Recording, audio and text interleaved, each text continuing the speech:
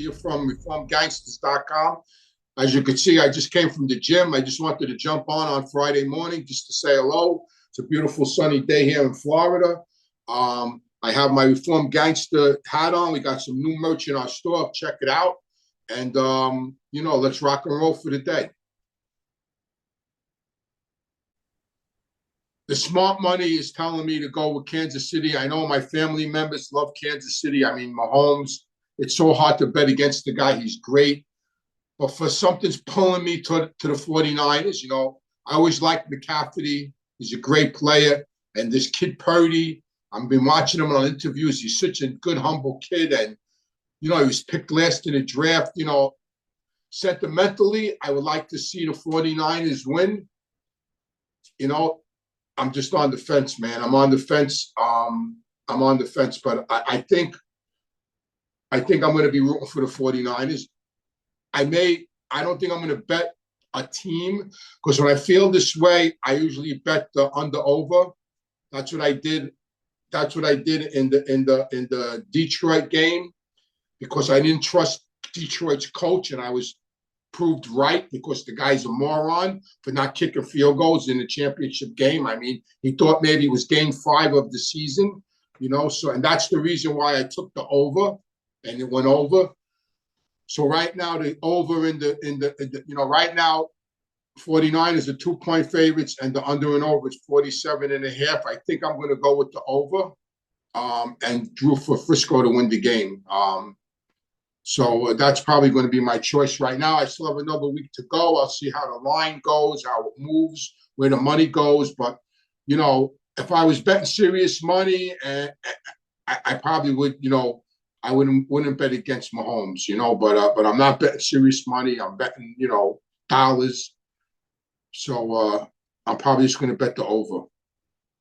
Tony Lee and my own man, Super Bowl III, man. Super Bowl III, my kids get a kick out of it. I saw every single Super Bowl. I mean, I'm old, you know what I mean? So I saw every Super Bowl from one to now, every one. I saw either I was free or even when I was in jail, it didn't matter. We watched the Super Bowl in jail, you know what I mean? So I haven't missed one Super Bowl on TV, and the TVs have, went from little color TVs to, smart TVs now. So even the way I saw the Super Bowl has changed with the cameras and the angles and the slow motion and all that. The game totally changed from way back when, But yeah, so Super Bowl III, I was a kid, I was a teenager.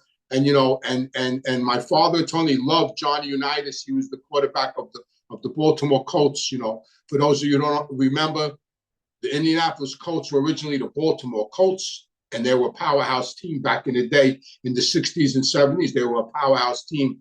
And, they were big favorites. And my father, for some reason, wise guys hated Joe Namath. I don't know why. I guess because he had a mustache and long hair and wore frock coats. They weren't used to that type of thing. He was a groundbreaker, Joe Willie.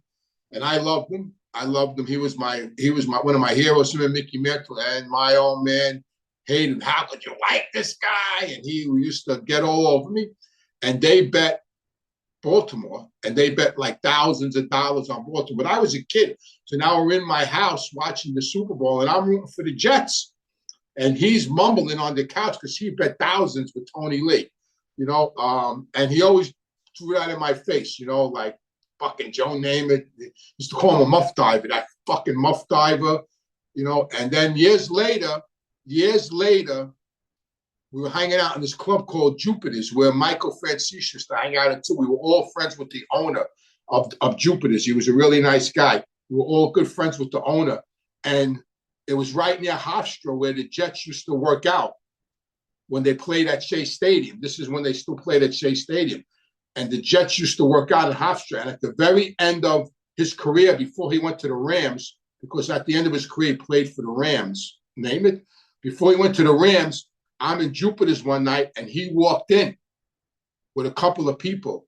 And I saw him stand. I was at a table, and I looked, and I saw him standing at the bar with a couple of people. And the owner brought me over, and I actually met him. I was introduced to him, so that was pretty cool.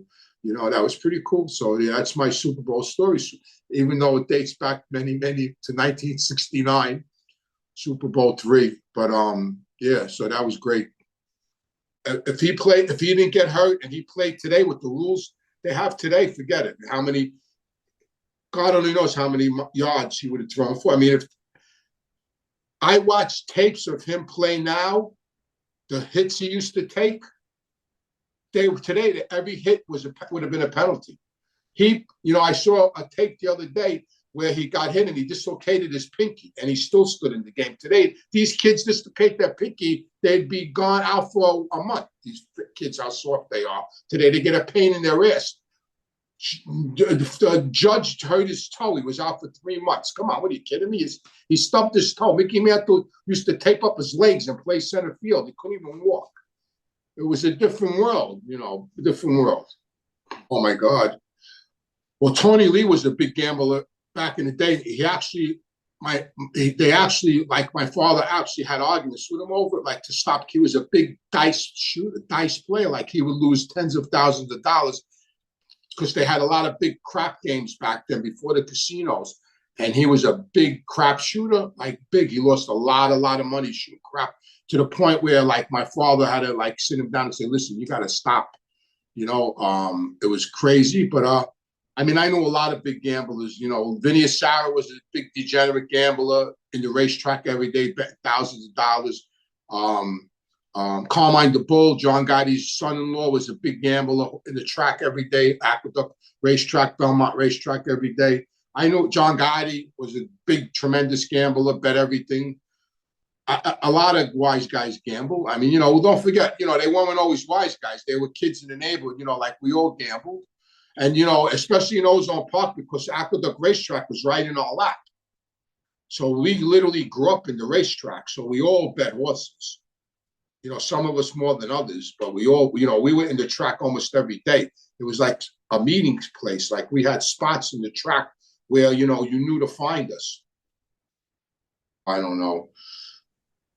A lot of guys have big sports books. We had a big sports book. Ronnie Cigars, the guy who was with my father, he had a big sports book. Frankie Mumbles had a big sports book.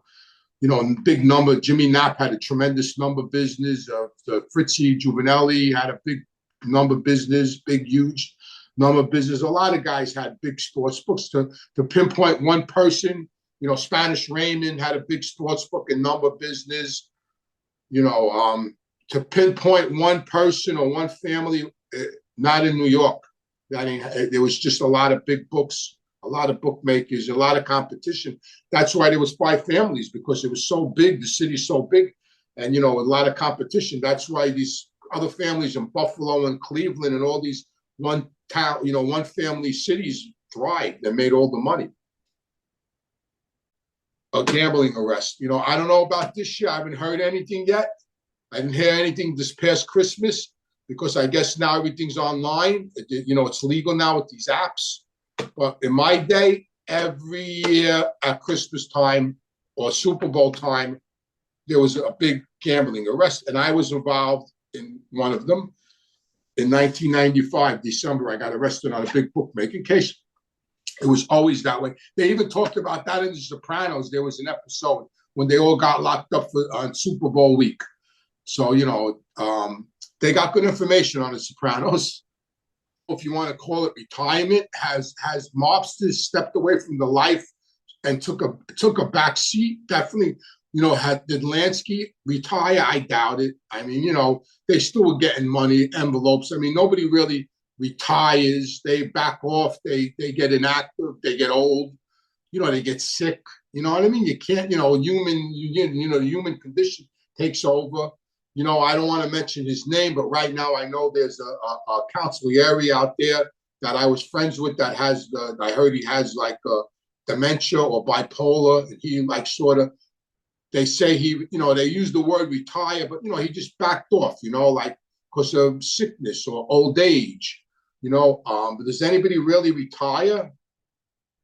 It's either get out of the life or just, step away, get old peaceful. Like they say, Frank Costello retired. Frank Costello got shot in the head. He got great, they wanted him out. If a bullet grazed my head, I'd fucking retire too. What do you got to do? What are you going to do? Wait till the bullet goes in your eye? So, I don't consider any people, guys like that retired. I just think maybe they just stepped away, and that's it. The word retired, they don't get a pension. There's no pension in the mob. You know what I mean? If you retire, you don't get a check every month. You don't get Social Security for being in the mob. This tattoo, there's a story behind this tattoo. This is a Rose tattoo. That's his mom and dad. So when I was a teenager, tattoos were illegal in the 5 boroughs. But there was this guy in Howell Beach that used to do tattoos in his basement. I think his name was Louis. So I went with my friend Sal to get his tattoo. And while I was sitting there, while he was getting his tattoo, I decided to get a tattoo. My father hated tattoos. He hated them. So I got it and I hid it. And one morning I heard my mother telling my father, you better go check your son. He's sleeping with long sleeve shirts. He must be taking dope, which I wasn't. I was 15. So he came in, he saw the tattoo. I got up, he started yelling at me, you stupid bastard. That's just a big tattoo, a big fingerprint and this and that, and going on and on and on. Tell you see any tattoos on me? He had no ink. He had no ink at all. About 20 years later, I'm at a funeral. It's so crazy. I'm at a funeral and the funeral's packed.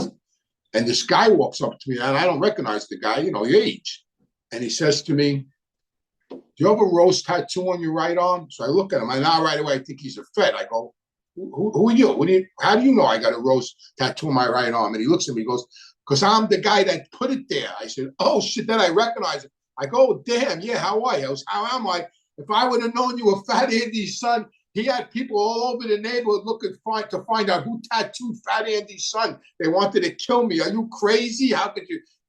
My father wanted to kill him. He said there was guys all over the neighborhood asking who gave Fat Andy's son a tattoo. I didn't know. I was a kid. I was just learning about who Fat Andy was in the mob. I was a teenager. I was a kid. It was even before I went to work for him. You know what I mean? So I was still in high school. The other tattoos I got when I was in jail, I paid a carton of Newports for each tattoo. A kid from Boston did them. This one is a heart with an arrow through with my 2 kids' names, Anthony III and Tony Lee. And then this one I got also in prison after my father passed away. I got a cross and it says, something for dad in it. Right here. That was another jailhouse tattoo I got in federal prison. I got these in Schuylkill. So, like I said on other videos, addressing, the haters out there or the, people that look for, that want to say, I make stuff up or it's untrue. It's not untrue. I'm human and sometimes I get a date mixed up. Sometimes I get a name mixed up. What I should have said, it was in the 80s. It wasn't in the 70s, but, I was driving, it was rainy and, I made a human error with a date, but it was in the 80s. And it was an apartment that John A. Light had. That he used to keep drugs up there, and I was up in there a few times with girls partying. John never did blow. I got to say that about John. I never saw John do any blow. Up in his apartment. We were drinking, and I would go up there with some girls, but it was in the 80s. It was not in the 70s.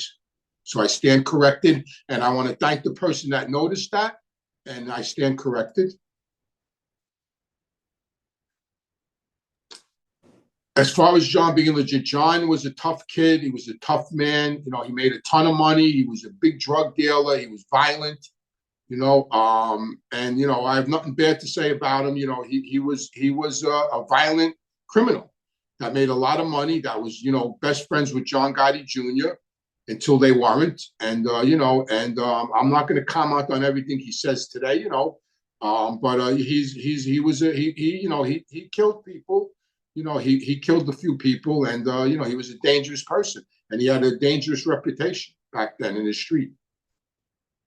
Coming in the future on my Patreon channel, there's going to be an in-depth videos of relationships I had with people that were in the street, including John A. Light, John Gotti Jr., John Gotti Sr., Angelo Quack Quack, Tommy DeSimone, Jimmy Burke, Tony Lee, Arnel Della Croce, Buddy Della Croce, and on and on. And everybody I did business with and everybody I associated with.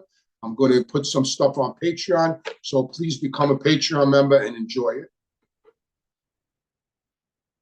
have two great videos right now on my Patreon page. One is called Fat Andy's Disciples. It was about his crew coming up in the 50s, 60s, and 70s. Very interesting. And I also have my Ozone Park tour that I just did 2 weeks ago, and that's up on Patreon. Come tour Ozone Park and find out about all the mob activity there. And you can get all this and more for $5 a month. Go to reformgangsters.com.